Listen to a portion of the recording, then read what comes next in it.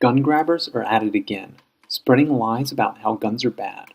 Well, I'm sick of it. I'm sick of hearing how banning guns will make the streets safer when only criminals have access to guns. This video is to dispel some of those myths and lies that are used to excuse the continual attacks on our God-given Second Amendment rights. Firstly, the document all gun grabbers hate, the Constitution. The fact is, we have the right to guns, and that is a constitutionally protected right. Even if we agreed the guns do not cause more violence, it doesn't matter. The right to bear arms is non-negotiable. But okay, for the sake of argument, let's just examine some of the arguments and evidence that the anti-gunners keep using. So there are many myths out there that keep getting circulated about guns, but at the end of the day, most of the anti-gun crowd argue that guns are designed to kill people, and so therefore more guns equals more death.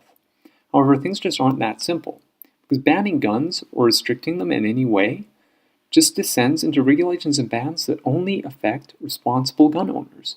Criminals, by definition, don't obey the law, so why would they obey gun control? It makes no sense. So let's examine the first myth. Does gun control prevent mass killings? Well, no doubt you recognize the above images from the terrible, disgusting crimes committed at the Sandy Hook school shooting and the Aurora movie shooting. But let me ask you this. What do these heinous crimes share in common? Answer? Both shooters specifically chose the locations for their killings because they were so-called gun-free zones. The killers knew they would not suffer reprisals since no one else would have a gun. What else? Both shooters had a history of depression and mental health issues. Why aren't we pushing more to tackle mental health in this country, Exactly, because it's the anti-gun crowd that are pushing their own agenda. Okay, the second point. Do guns lead to more violence in general? Well, let's look at this plot. What this plot shows is the fraction of households with guns in different European countries versus the murder rate, which is just the number of murders per 100,000 people per year. Each point in the plot is a different European country. Now, I've only included European countries so that other factors may be held reasonably constant, things like wealth, personal freedoms, neighboring countries, etc.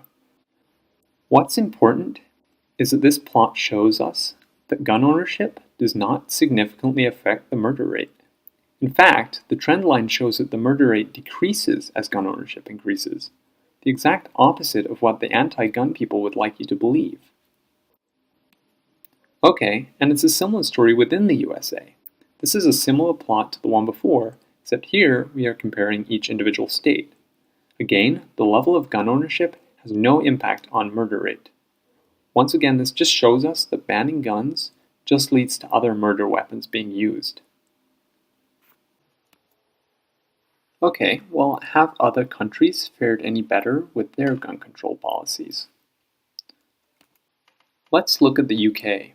We've had Piers Morgan trying to tell us that England is better than the US when it comes to crime, and that's because of their ban on guns. As usual, this dude has no idea what he's talking about. Here's some photos showing the lawlessness that has erupted on the streets of Britain since their ban on guns. Rioting has become commonplace, and extremist Islamic terrorism has become commonplace. In fact, London has become so unsafe that even soldiers are no longer safe on the streets of London. This brave soldier on the right, Lee Rigby, was brutally murdered by an Islamic terrorist wielding a knife. Lee Rigby was defenseless because of the British gun ban and died as a result. Did this make England modify its gun laws? No, the anti-gun lobby in the UK is so powerful that they suggested that soldiers should not go out into the streets in uniform for fear of being attacked. In fact, they went further. They tried to ban knives. So they went to chefs and asked, what sort of length knife do you use? And if it was above a certain length, they would want to ban it. Here are some statistics on gun control in the UK versus other countries. Notice that the UK has 4 times more violent crime than we do. Compare that level to France at number 10 on the list. It has some of the highest gun ownership rates in Europe. And surprise, the violent crime levels are similar to that of the USA. Well, it appears it seems that your country has a lot to learn from us, not the other way around. It's just a shame that Jeremy Clarkson didn't hit you harder. So here's another figure. This time it's showing that assault rates in a few countries. What is significant here is that only England, Wales, and Scotland have outright bans on handguns. And yet, they have the highest assault rates of all the countries in this figure. At the top, you can see Scotland, and below that, you can see England and Wales. All of the other ones are below that. And in fact, the only part of the UK that does allow handguns, Northern Ireland, which until recently was a near war zone, has the lowest rates of all. And here's yet another figure showing the number of firearm offences in England and Wales. In 1997, handguns were banned. Yet look how firearm offences soared after 1997. This is damning evidence that gun bans are ineffectual and counterproductive. Obviously, gun bans do not work. Okay, well, maybe England is just more violent. Maybe they just drink more and get into fights more. But no, look at the drastic increase in violent crime after the 1997 gun ban. It went from half the level in the US to 4 times the level in the US in less than a decade. And Australia is no better. John Oliver and The Daily Show did a segment about this a few years ago, where they asked a bunch of anti-gun people whether they thought that the gun ban had worked.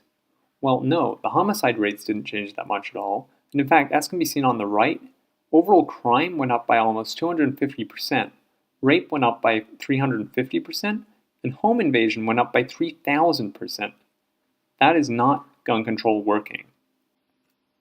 And let's not forget last year's hostage crisis that occurred in the cafe on the streets of Sydney that led to 3 deaths. All of these deaths could have been prevented if one of the people in the cafe had had a gun to stop one of the terrorists. We need to get serious. The anti-gunners hate us, and they hate our freedoms to have a gun. We need to fight them to make sure they never get their gun-phobic way.